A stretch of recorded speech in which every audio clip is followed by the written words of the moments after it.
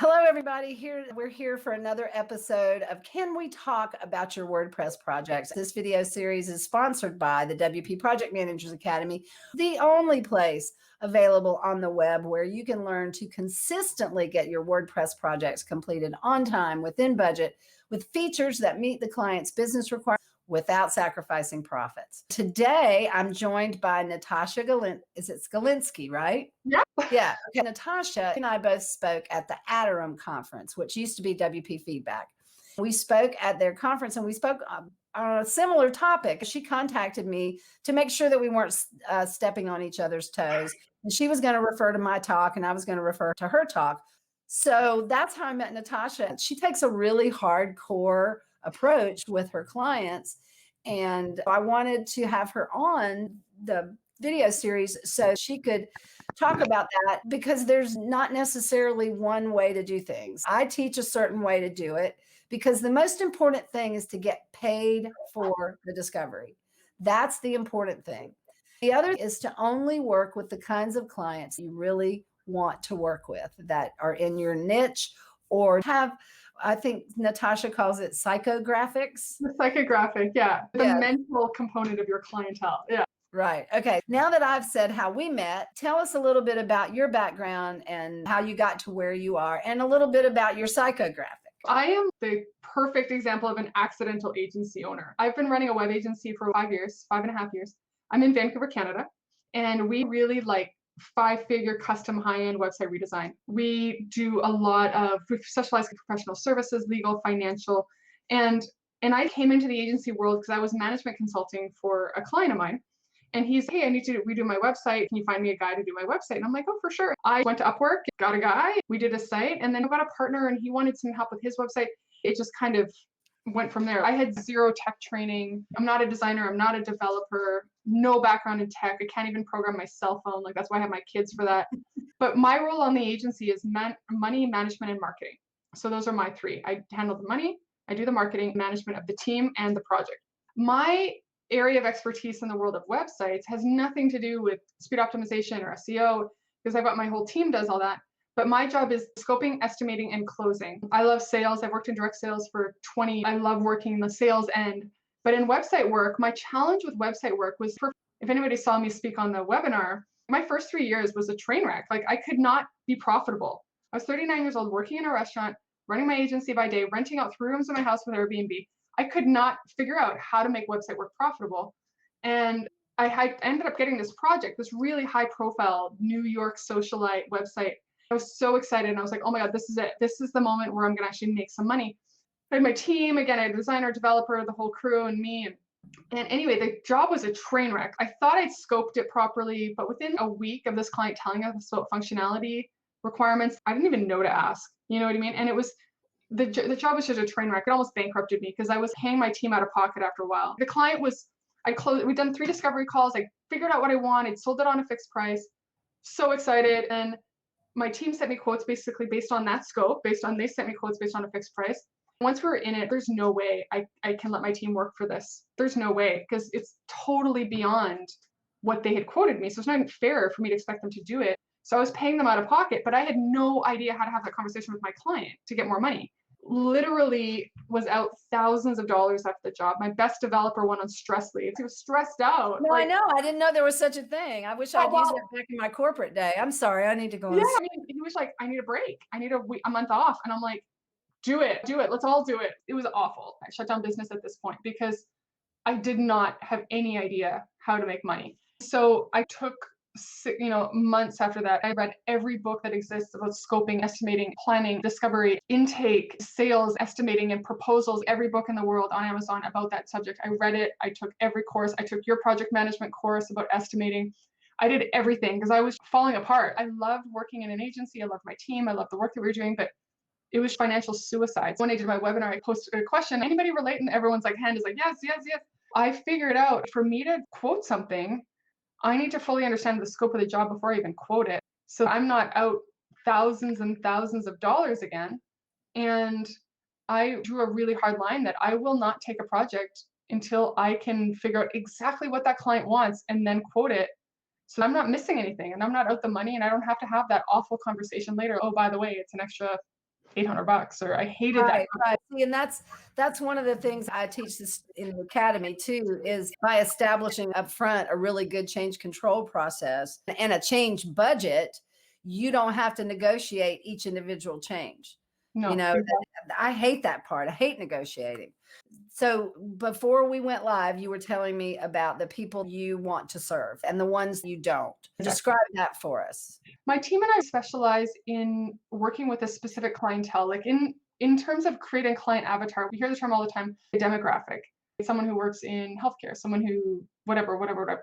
I find for me and my team, we work very well with a very specific type of personality. The type of personality client I like to work with is someone who's organized, proactive, communicative, collaborative, helpful, likes to learn, is coachable and follows directions and respects my process. So I have a very specific personality I'm looking for that is going to be a good fit, best chance to give me a good review. We're going to have compatibility professionally, personally. I've just really narrowed it down to what type of client I want. There's certain types of people that are not a good fit. You know, for example, if someone's like, hey, I got a big idea, I'm like, no. If someone's like, I got a vision, no, I'm a startup. I just need someone to help me bring it to life. No, absolutely not. I just don't touch anyone that's all ideas, no execution. That is absolutely not a good fit because I'm very driving the line. Bam, bam, bam.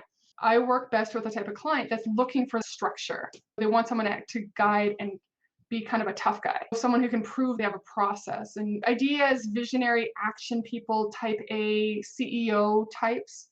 It's great.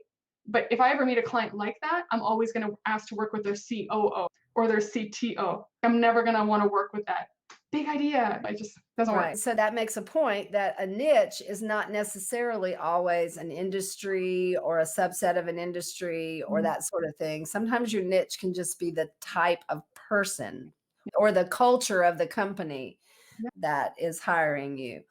Okay, if you're watching on the Facebook page, you can type in a comment and I can see it. But if you're in the group and you haven't given StreamYard permission to let me see your name, I can't see your name. If you're watching this live, please write a comment and let us know where you're watching from. If you're watching the replay, type in replay. That helps us know who's seeing what when, and that's helpful. To remind everybody what our process is that I teach in the academy, to make sure you get paid for discovery, we teach you to do a high-level proposal with what you know then and a range quote that should cover what you know then, but with all these disclaimers about this is what we know now. During phase one, we're going to get into the deep dive. At the end of phase one, we re-estimate, and when we create the statement of work, which is the full spec for the website, then we re-estimate it. If it comes out above the range we gave them in the proposal, we give them the option to cancel.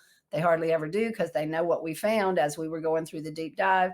If they do cancel, we just hand them the website spec and we're done because we got paid for it before we did it. Now, Natasha does things in a little different order, which I thought was very interesting. Describe how you do it. How do you find these people who you think are the right personality? It depends how they communicate to me. If I'm submitting an RFP, like a response to an RFP, I'll read how that RFP is written. If there's someone who's like, oh, I just need a website redesign or something, and let's say on Upwork or something, if they put no details in their job post, I know that's not my person. I'm looking for someone who takes the time to itemize what they're looking for because it shows me they're thinking in terms of process and steps and structure. That's more my people. If someone emails me from a Google or from whatever, hey, I've got this idea for a website. No, I read the language they use and how they communicate to me is the biggest thing. Those who might not know what RFP stands for, we've got total beginners all the way up to very experienced people. So whenever there's an acronym thrown out, I try to define it. RFP stands for Request for Proposal. And so where do you normally find those? Where do they come from? I probably get 50% of my work from Upwork, actually. Excellent. That's good to know. I've used Upwork to find help, but I've never marketed myself or used to find leads. So that's good to know. Okay, so you got to know what you're looking for. I've heard that expression, you come as a sniper. You know what you want. And you come in very specifically, specific type of jobs. Unless you know what you're looking for, it can be expensive. Okay, so you found a request for proposal. Now you're going to do a proposal for these folks. What's the first thing you do? My process is someone will either contact me or I through Upwork list. My next step is always we book like a quick 20-minute call. I'll kind of get a general gist of what they're looking for. I'm trying to see if this is going to be a good fit for them and for me. Do I like this person? Does their job interest me? Do we have the tech skills on my team for this project? Kind of getting a vibe off this person. And I always explain, I'm like, hey, my process is before I can even, because they're always going to be like, how long is it going to take? What's it going to cost, right? Number one, number two, right? And hey, before I can give you answers to either of those questions, do you have something in writing that outlines the scope of what you're looking for that I can take to my team and we can itemize it and kind of create an informed proposal? Everyone's like, no, no, no, I don't have anything written down. I could put something together for you. Okay, great. Well, the way we do it that's a little bit different than most teams is until I know exactly what you're looking for, I feel like anytime I spend creating a proposal is not a good use of my team's time or your time. I always get them to send me something in writing. I push them back at that point. I've worked in direct sales for 20 years. I do take a hard line. I talked to this guy the other day and he wanted me to quote this $20,000 Angular project. And I said, do you have anything in writing? He's like, I can't quote this based on what you're telling me. I need you to tell me exactly what you're looking for us to do, how many pages you need designed. And he was like, get you something by Monday. I'll wait for that information and I'll quote based on that. And he's like, can you give me a range? No, I can't give you a range. I have no idea what you're looking for. I take it a little differently because I did take your class when I was going through my whole phase and I loved it and I used it. But I just found by the time I'd done my deep dive discovery, because the level of work we do is very technical, I found I was always off. It wasn't going to give me enough to kind of work with. I'll either get them to send me something in writing. If they don't have anything in writing, I've created this online planning portal, this 100-question web form where they pay me to access it. Because I'll explain to the client, there's two ways to do this. Step one is planning and copy. Before anyone can quote your project, whether me or whether Beth or whether it's someone else, we need to know what you're looking for. Someone has to plan it. You can hire me to plan it and $100 an hour, or you can access a tool that's got 5 years of agency experience that basically is my planning process A to Z. It's DIY, you do it yourself. They pay me for access to that tool, which is dozens of videos of me training how to plan their projects, which will then give them this 20-page download. They can either give to me, give to you, they can shop it to anyone they want.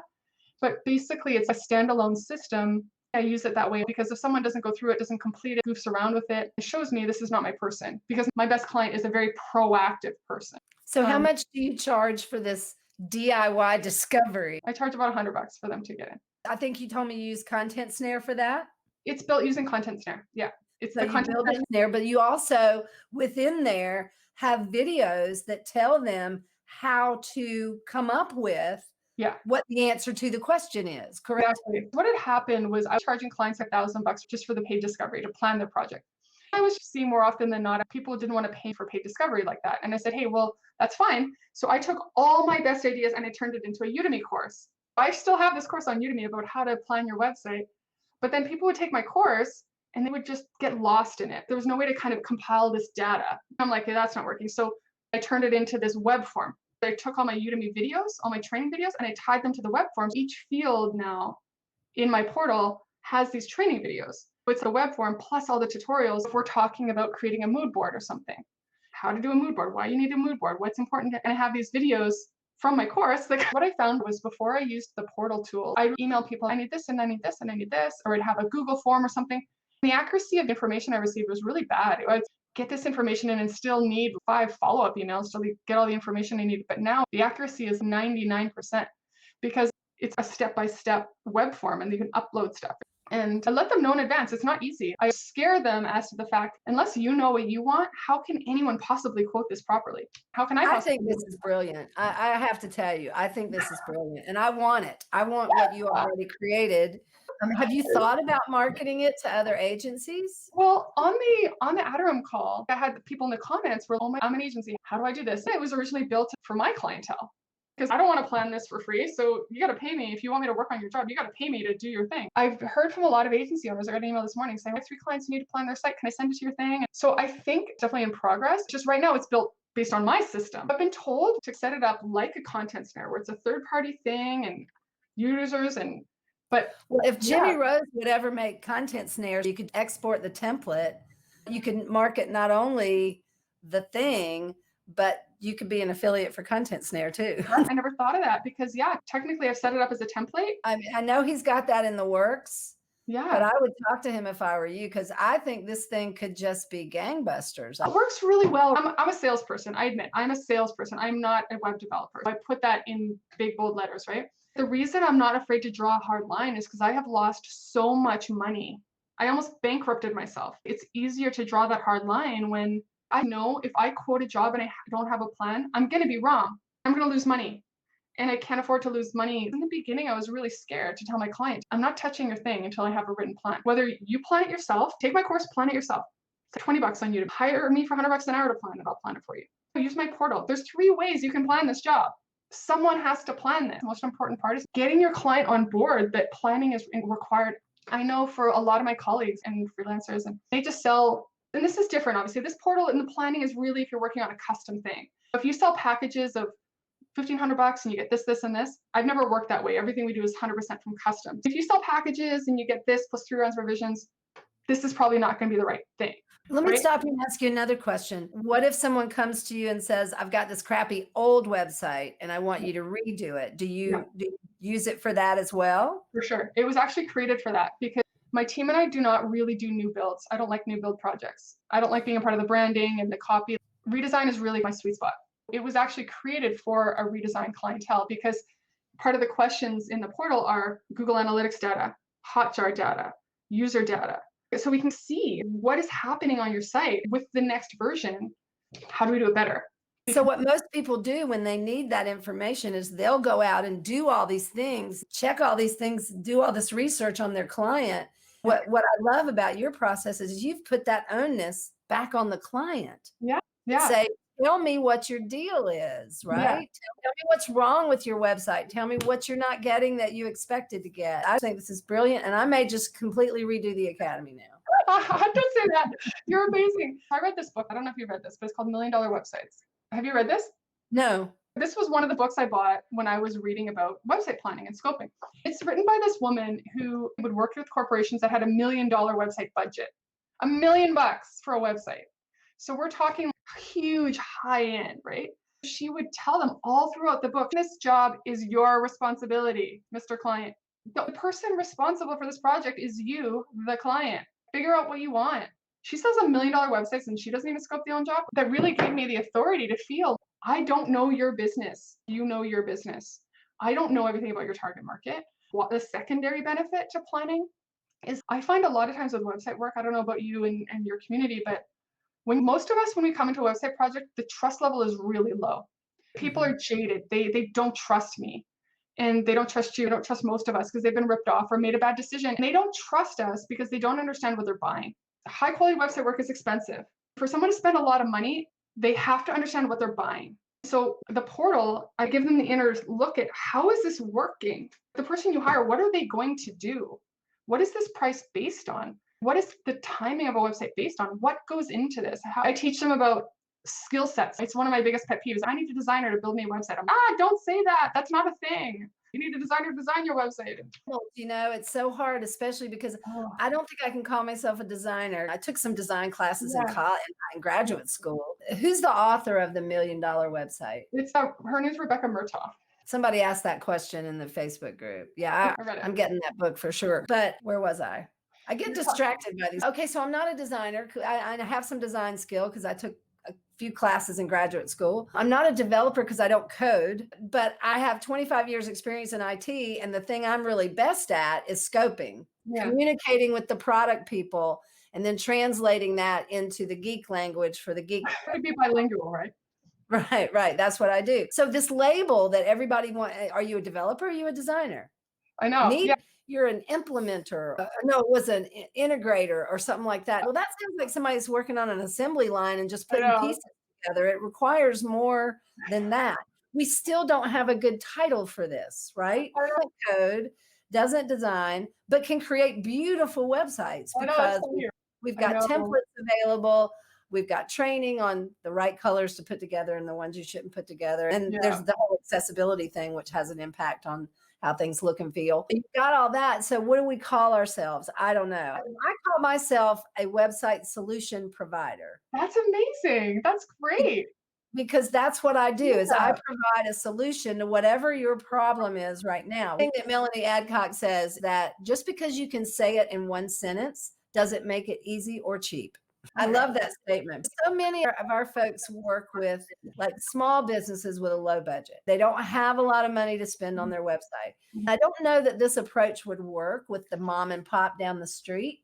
It's interesting you say that because I find that works really well. As a rule, my team and I don't work with startups or small business. I'll take them sometimes, but we're more corporate. But when I do get a client like that or a lead like that, the way I explain it is I'm like, you as a small business, you as a startup, every dollar counts. I explain the website, and from my experience, having done this a lot, is where website projects bleed money is on revisions. So you, Mr. Client, you need to come to the table with a plan, or else you're going to get stuck in this small business startup loop of bleeding money by you not knowing what you want, someone following your whim in circles. Next thing you know, you're at $5,000 and you still don't have a website. I let them know the best thing you can do as a startup and a small business. And in those cases, they might just plan. I'm not necessarily going to take that client. I'll just send them to the planning thing, my portal. I'm not going to take that client at the end of the day. I might refer them to someone else. But regardless, my civic duty to them as a startup is to teach them the best way to spend your money is to know what you want before you even start. I've done it. I've redone my own website 5 times, and you're just doing it day to day. And you're like, how is this $3,000 already? Like, how? And I've done it myself. But I explained to them, it's hard. It's hard to stop and think. But the feedback I get from people who do it is it creates so much clarity. You ask me questions I never would have thought of. For me, the portal is about asking every single question that's going to affect my costs. Every single question, like, do you need a live chat plugin set up? Do you need email integration? Do any single thing that's going to take more than half an hour of billable labor is included in checkboxes. With startups, I'm like, this is the only thing you need to do, especially with startups and small business. Most of the time, they don't even know what they want. If you want my help planning this, you are going to pay me. And I'm expensive, so do it this way. This is faster. This is cheaper. One of my other pet peeves in website work is teams. You get one piece of data here, one piece of data here, and one piece of data here.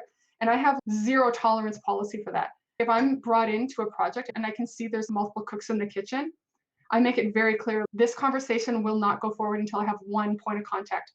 Just one. I will not talk to the boss and the marketing person and the salesperson. No, one. I send them to the portal and I don't let them submit it to me until the team has signed off on it. My last question is, has all the stakeholders on this job weighed in and approved this plan? Yes or no? Because I'm like not going to work in circles with all these people and waste my time. And then they get mad at me because this person said this and then you did this. It's just like, oh. So I find working in teams, they need a way to organize their thoughts before it comes to me. I'm not wasting my time. So I'm your customer.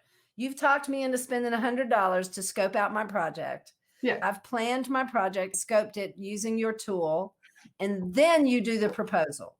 If you did it properly and you agree to my exclusions and I'm interested, then I'll do it. So do you mind sharing what range of costs that these generally fall into? Our average website redesign starts at $5,000 for a small site, because again, we do a lot of custom. But even on a $2,000 job, I'll still make them plan it. We usually average about $1,500 a page, I would say, between the design, development, QA, testing, training, all that. But again, even on the smaller jobs, I actually find the portal is the most helpful. There's 2 breakpoints. The startups and small businesses who do not have money for paid discovery, the portal or whatever planning tool you use, planning and discovery is the most financially beneficial to a small business because they do not have money to blow. If you're working at a corporate level, the portal works as a great guide to get the team on the same page. But when they're a bigger business, they're busier. And once they start in the portal, they're, oh my God, and you're in with paid discovery because they're like, oh, and then you can hand hold and guide and bill it like consulting. Then I bill paid discovery open-ended. Usually it takes 6 to 8 hours, but depends how organized you are. If you don't know what you want and we're going in circles, then it's going to cost more. I love this. I love this. Todd was asking, can we get a link to her tool? No, you can't because you have to pay her $100. Todd, this is something Natasha is thinking of marketing in the future. So she doesn't want to disclose all of her tips and tricks right now. Yeah. But when she does get that in place, I'm hoping she'll make us one of the first groups to be able to get a look at it. That's something I did do on the Aderum webinar. I provided just a link if someone wanted to book coaching with me for an hour. I would show them and give them a link and teach them how to put this into their agency. This is the coaching link. But Todd says he just wants to send people there. Where should he send people if he wants to send you a lead? That's mostly a copywriter. The link is websiteplanningpro.com. I'm putting it in the chat, Beth, here. I don't know if it's the right spot. Okay. I'm not sure if the chat works to the Facebook group. Go to websiteplanningpro.com. And this is a B2C landing page. Oh, by the way, I will add all of these links to the Oh, book and to her after it's over. But that's one of the downsides of StreamYard. Oh, he said he found it. But one of the downsides of StreamYard is I can't comment while we're streaming live. It's very weird, but there are other advantages to StreamYard that I like because I can now stream to 2 places at once.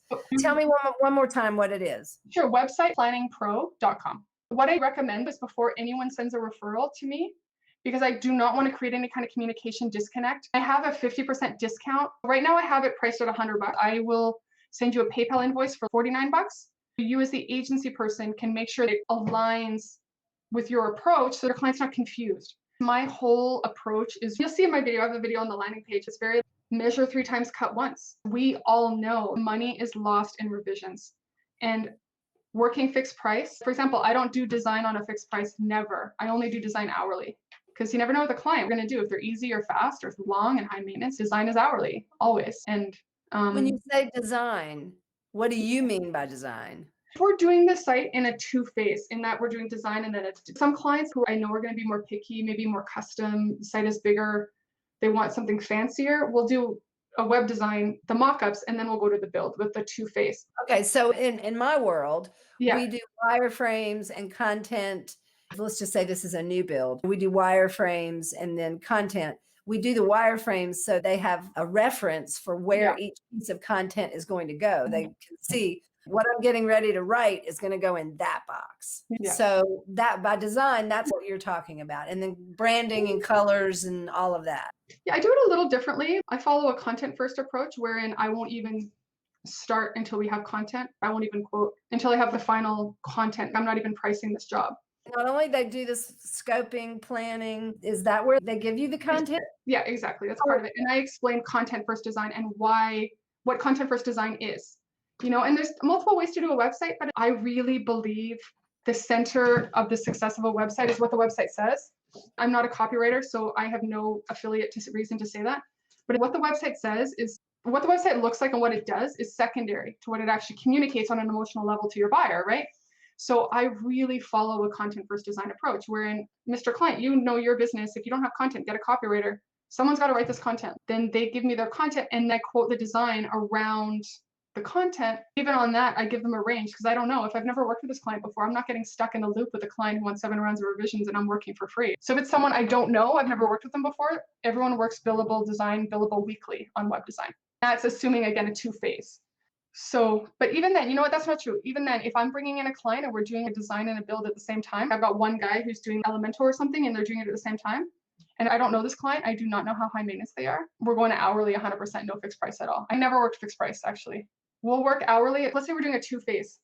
I let my client know I have no way to know how much time you're going to take, whether you're fast or you're slow. And I'm not going to bill you for someone who's slow. And I'm not going to, because fixed price work to me is very problematic in the sense that if this is the type of person who's going to need 6-7 rounds of revisions to be happy with what they want, and my price is based on 3, I hate that conversation to go back and be like, sorry. So what I do is I tell them, look, okay, for this design phase, the mock-up phase, so that you only pay for what you use, we're working hourly. But then once I have the mock-ups, I can bring that to the dev team and then we can work fixed price on the build. So it's kind of a 2 different pricing model. I always thought that was weird. But then again, I just did so many projects with clients who I thought would be easy, but they weren't. And my designer's like, she didn't want to take that risk. She's like, I don't know. I don't want to say no, that they can't have more edits and we're not done. But I just hate that conversation of I need more money conversation. That's really good, Natasha, because people will always say, well, I limit my clients to 2 revisions per deliverable. I don't agree with that because what that does is it stymies creativity and innovation. And the client might not renovate until the 3rd revision, right? Yeah. But it's the clients that are nitpicky. Well, I don't like that shade of blue. Yeah. I'd like for that to be moved over just a little bit. Yeah. That kind of crap that has no bearing on whether the website's doing its job or not. Exactly. But it's right. Having it set up in a way that allows for that, I think that's great. I tell my students all the time, you do not divulge what your hourly rate is. Because we do things with a range, but you have to be really good at estimating to do that. So with the way you do it, you don't have to be that precise with estimating. You can think it's going to take this amount of time, but it depends on how long you take. That's the thing. Like I bully my clients, honestly, I really do, because I let them know as well. The other reason you want to do this portal is because it's going to minimize revisions. If you come to the table with a mood board, with a brand guide, with your logo done, maybe even a font chosen, because I teach them how to choose fonts. I don't expect them to take it that far, but some people do. I teach them how to wireframe themselves. Some people don't do all those steps, which is fine. So let them know this is not all necessary. But the faster you can get your designer in your head, the more you give us. More is better. Really go heavy on, we don't mind read. You have to communicate to us what you want. The more you do that, the less revisions it's going to be. And that's how I can justify working hourly, because now the hourly is efficient. I have a plan. I know what they want. I have their content. I have their colors. I have their brand guide. I have a mood board. But then I make it their fault. You have a responsibility to get us in your head. This is not the matrix. There's no chip that goes in our head. So if you want this hourly to be cost efficient, that's completely contingent on how well you communicate to us what you're looking for. I can sell the hourly, because if we take a long time, it's on them that they have not communicated to me what they want. So if we're working in circles, something got lost in translation. I just love this. Basically, what I'm hearing you say is, okay, Mr. Customer, you want a website.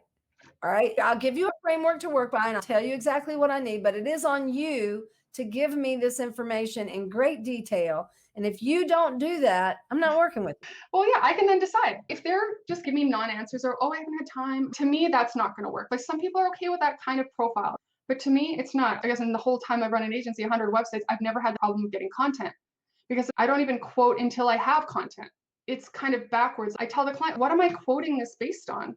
How do I know how long your pages are going to be until I see how much text we're working with? Again, that's content first design. Some people don't take that approach. So, well, we teach in the academy, but we do it at a different point in the process. But I'm liking what you're saying is basically, in my world, you're taking my pre-proposal questionnaire and my content specification and rolling that to the very beginning before you even quote anything. The name of Natasha's company is On Purpose Project. When you land at Website Planning Pro, you'll see her logo in the upper left-hand corner. Then the video is down below where she's telling you about it. I know people are just dying to see this. If you do decide to pull this together and market it in some way to other agencies, when do you think you'll have something ready for folks to see? Well, I'm this week going to get a quote to have it built out in React, like as a SaaS tool. I just want to make sure that my approach is going to be in line with another agency's approach or another freelancer's approach. I'm sort of in a data gathering phase right now, wanting to see other freelancers and go through it. I'm running it at a 50% discount. If you end up not using it with your clients, at least you're going to get a killer education on how to scope a job, because you'll see what the portal is it's basically my 4 years of running an agency. My whole internal process they used to charge $1,000 for turned into a web form with tutorial. Well, you can make a living just off of showing it to people. I mean, I would love to turn it into a SaaS tool. That would be the ultimate. But again, this was built for my internal clientele. It was never built to be a thing. I just got fed up with scoping jobs, so I built it. Yeah, but you know what? I don't think you need to worry about that as much as you're worrying about it. And we can talk about that offline separately, just the two of us. Yeah. But yeah, I think you're stressing out about trying to make it too general. Because if you tell agencies, this is what I created it, this is who I created it for, you modify it however you want to modify it. Beth, what I would do then, if anyone is interested in wanting to check it out as the freelancer, as the agency, as the web person, to see, because I would honestly love feedback from other freelancers and other web people, that if you would go through it, tell me what you think, tell me what needs to stay, what needs to go, what needs less, what needs more. That would really help me shape it. For the last 4 years, I've been told my model is very different, and people are, I could never do that. I would never do that. So it never occurred to me that other people would want it. That's just they've been told for a bazillion years. You get 50% up front, then you start working, start asking them what kind of sites they like and what they don't like. Not based on what they like and don't like is completely irrelevant. If I have students who think this is something they might want to implement on their own, but they want training from you, so to speak, how do they go about getting that? There's 2 ways I can help your community, Beth. If you do Website Planning Pro /coaching call, all one word, that allows them to book time, let them talk to me about their model and give any advice I can about how to implement scoping into the beginning. Or whatever, Beth, whatever you feel would be the most appropriate for your community. Or if someone just wants to see the portal themselves, If they just want to have me give them access to the portal so they can see it, if they feel comfortable to send their clients to it, they can email me at the top of the website planning pro page. It says info@onpurposeprojects.com. They can email me and mention, hey, I was on Beth's call. I would be happy to let them see, because I want to make sure if you're sending your clients to it, you feel my voice and my approach is not going to be a turnoff. The last thing I want would be your clients like, oh my God, if working like Natasha is anything of working with you, and you guys, you're probably much more lovely than me, So as this is new, I would feel a lot more comfortable to know that you know what you're sending your clients to, what they're going to get and what they're going to see. So they're not like, that's weird. That's different than how you do it. And they're confused and feel you're not professional. I would never want to undermine your business, right? So in the purchase form, it says referred by if you do send a client, because I have a 10% referral commission if someone does send someone over.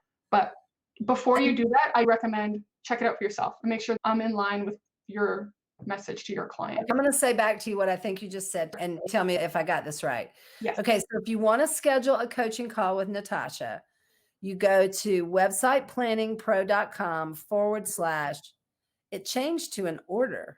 What was it? / coaching call, all one word. And that's $149. Yes. Exactly. Okay. If you just want to get a look at it because you think you might want to send clients to it, and by sending clients to it, they're sending their client to you.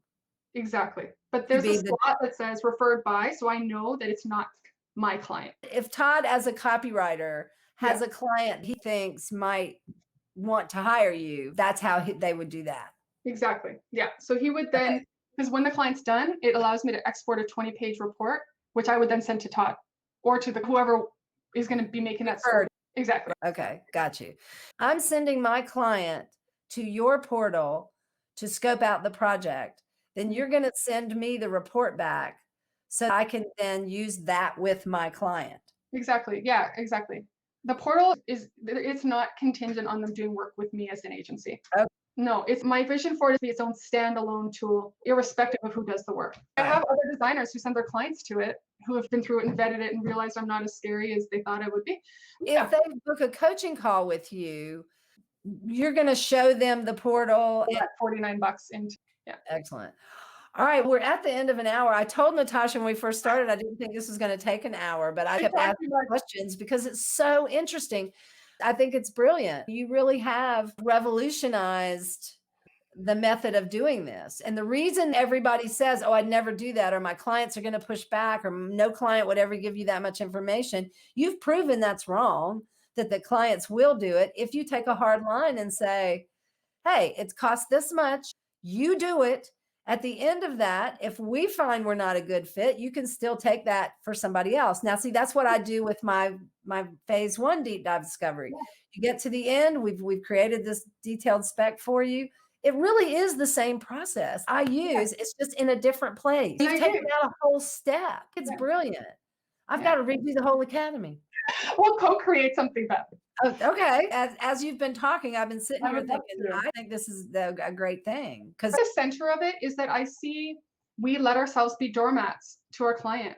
And I hate that. If someone wants to treat someone like a doormat, they can go for it, but it's not going to be me. We take crap all the time. We work in circles, waste our time and waste our money and waste our time with our families. Thank you for having me. I feel like I talk way too much, but no. I'm so happy you're here. And I'm going to end the broadcast here in a second, but just hang on for a minute. Sure. Let me say to everybody, this Friday, when we do our Friday chat, we will continue talking about this. So if you're here today on Monday, it'd be really great if you could come to the Friday chat and put your 2 cents worth in about what you thought about this. And is this something you think you'd like to implement? And also, just what kind of hard lines do you take with your clients? That would be a good thing for us to talk about on Friday. In case you're not aware, Natasha, we do a Monday live training, and then we do a Friday chat where we decompress for the week and chat. So that's what we're going to do on Friday. Well, let me know if you need me there. I'd be happy to drop back in. So great. That would be great. Directly. That would be lovely. I don't like to ask my guests to do that because it's kind of a big thing.